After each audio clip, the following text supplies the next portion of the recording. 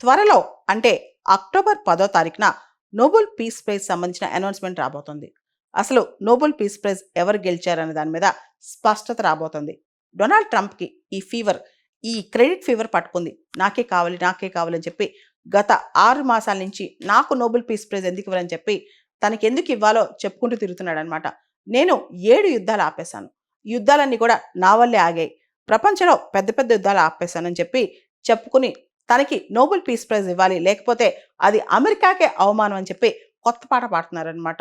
ఆయనంటే చాలా యుద్ధాలు ఆపేశాడంట. అయితే ఇక్కడ డొనాల్డ్ ట్రంప్ ఆలోచించాల్సిన ప్రశ్నలు చాలా ఉన్నాయి. రష్యా, ఉక్రెయిన్ యుద్ధం. ఆయన ఏదైతే మొదటి నుంచి నేను గనక అమెరికా ప్రెసిడెంట్ అయితే మొట్టమొదట 24 గంటల లోపు రష్యా, ఉక్రెయిన్ యుద్ధం ఆపేస్తానని చెప్పాడు. కానీ అది ఏం జరగట్లేదనమాట. రెండో అంశం రీసెంట్‌గా ఇజ్రాయెల్ ఖతార్ పైన అటాక్ చేసింది. దాన్ని ఆపగలిగే శక్తి డొనాల్డ్ ట్రంప్‌కుంది. ఉంది. కానీ ఆపలేకపోయాడు. అన్నిటికన్నా మించి, అన్నిటికన్నా పెద్దది డొనాల్డ్ ట్రంప్ అమెరికా ప్రెసిడెంట్ అయ్యాక అమెరికా దాదాపు 526 బాంబ్స్ 526 బాంబులేసింది. అదే ఇంతకుముందు జో బిడెన్ అడ్మినిస్ట్రేషన్‌లో మొత్తం ఆయన టెన్యూర్ మొత్తం కలిపి కూడా 540 బాంబులేశారనమాట.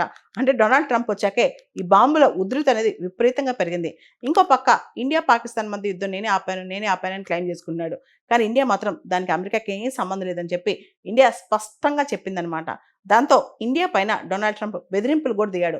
రష్యా నుంచి ఆయిల్ కొనుక్కోవడం ఆపేయండి, ఆపేయండి అని చెప్పి ఇండియా మీద ఒత్తిడి పెంచడం మొదలెట్టాడు డొనాల్డ్ ట్రంప్.